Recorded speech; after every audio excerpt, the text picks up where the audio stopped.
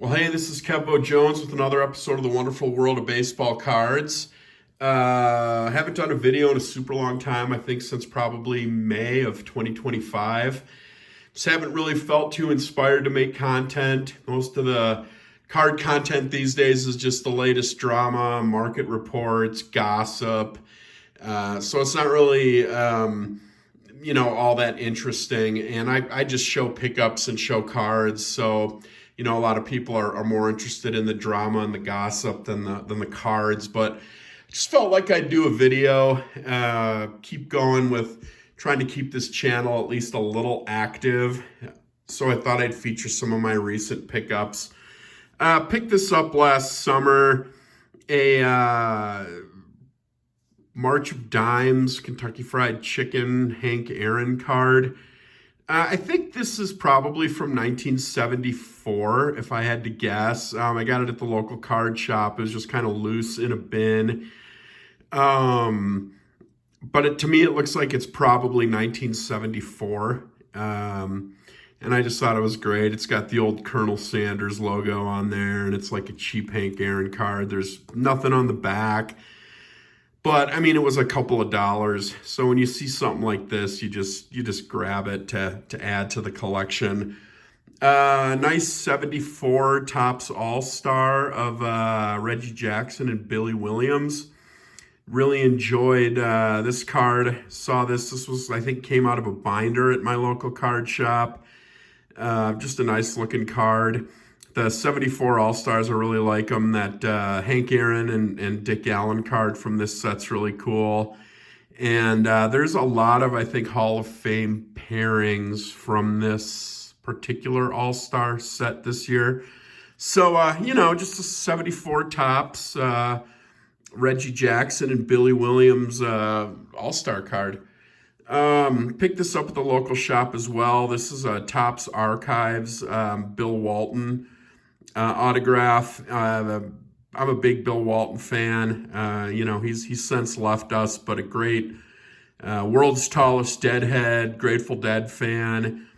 I enjoyed his play and I liked him as a human being too. So this was in the card shop a super, super long time and was able to make a deal with the local card owner and our local card shop owner and picked this up last summer. Again, I think I got this Bill Walton, but it's pretty cool. Nice autograph on card, just a nice little piece for my collection. I'm not much of an auto guy, but I like Bill Walton. 86 Fleer update, Barry Bonds, $1 card at a local card show that I went to last fall. I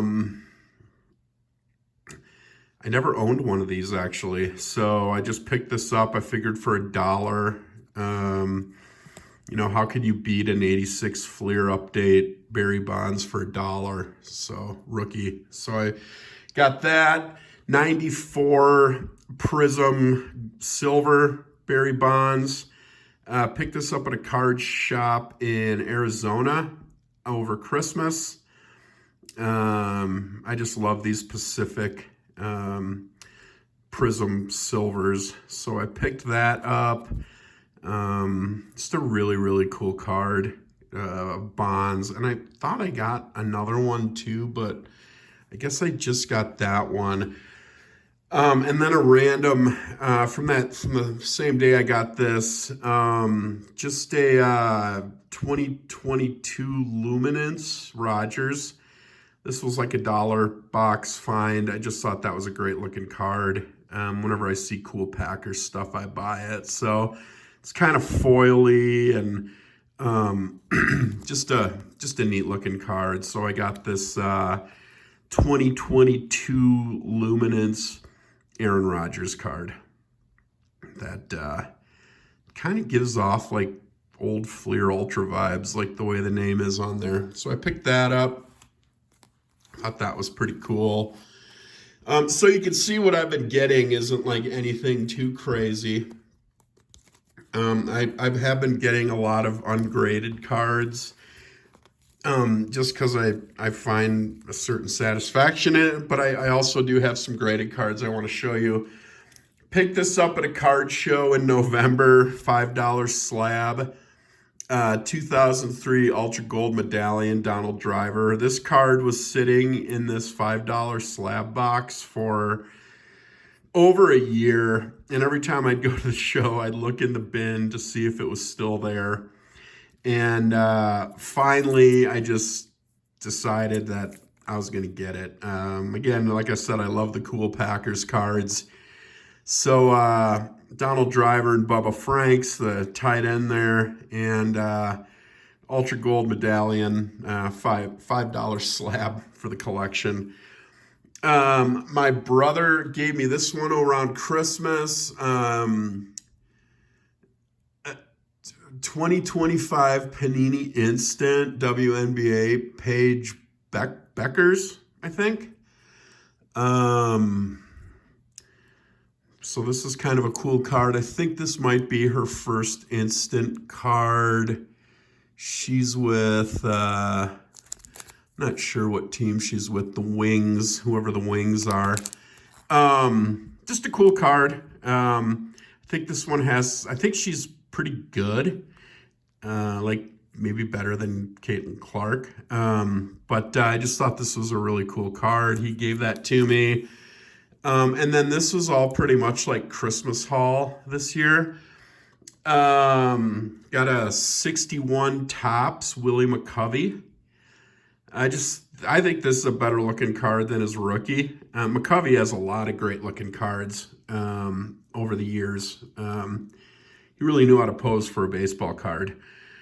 So 61 Topps McCovey, just a beautiful, beautiful example of this. And I had mentioned this summer, actually, on a video that I appeared on, 5 cards everybody should own. And somebody had this, and I had mentioned that this was a card that I was looking for, and I got it. So 61 Topps McCovey. Another random slab, I picked up the 63 Maury Wills card.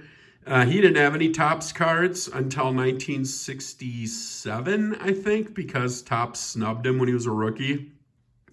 Although they did sneak him in on the 59 World Series subset, or I guess 1960 World Series subset.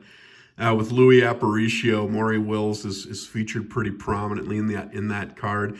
But I always was kind of drawn to this card. Maury Wills has a really interesting career and was on some really good Dodger teams in the 60s. And so I kind of always wanted to get this card, and I found a copy that I thought would suit my collection. So I picked up this Maury Wills that it's just a neat card. Kind of a curiosity I would consider. I mean, I think he's probably in those Bell brand sets for the Dodgers from the 60s, but he's not, doesn't have a lot of cards from his years with the Dodgers. This was a Christmas present, something I've always wanted. 89 Upper Deck Dale Murphy, of course, the reverse negative. I had 2 of these that I pulled from a box of 89 Upper Deck. I did not get the Griffey, but I got 2 of these. I traded one of them for a 61 Yaz, a 63 Yaz, and a 64 Yaz, I think. 65 Yaz, not a 64. Back in 1990 and or 1989 or 90. And I had the other one was in this shoebox of cards that I sold in kind of an emergency fire sale kind of thing. But it's nice to have this one back in the collection. Nice to have one of these. Surprised at how pricey these have been over the years, but love the Dale Murphy. Just a couple more here, and then we'll get out of here. 1952 Topps Ewell Blackwell. This was one of my dad's favorite players when he was a kid. He was a Reds fan, and he told me about the whip And this is a card I've always kind of eyed and wanted, and finally one came my way. So I got a 1952 Topps Ewell Blackwell for the collection, which is really, really cool. Another one in that vein, I had the 52 Topps reprint set as a kid, the one that came out in the early 80s. So, and I had those Bowman reprints too from like 51 and 52. So I'd go through all the guys with my dad when I was a kid and ask him about this guy and that guy. And this is another card that always stuck out. The 1952 Topps Smokey Burgess. Again, like, this is just a great card. And it's so distinct. I feel like when you're looking at all the cards of 1952 Topps, and this card is just very, very distinct. So I've got this as a Christmas present. Super, super cool card. One I've always wanted for my collection. A nice 52 Topps Smokey Burgess. And then last but not least, this was a total surprise. A 95 Finest Barry Bonds refractor. 95 is an interesting year because Topps, because there was the strike that started the year, and Topps, I don't think, printed as much product in 95, and that kind of signaled the end of the quote-unquote junk wax era. But this is just such a freaking cool card. My jaw hit the floor when I opened this present.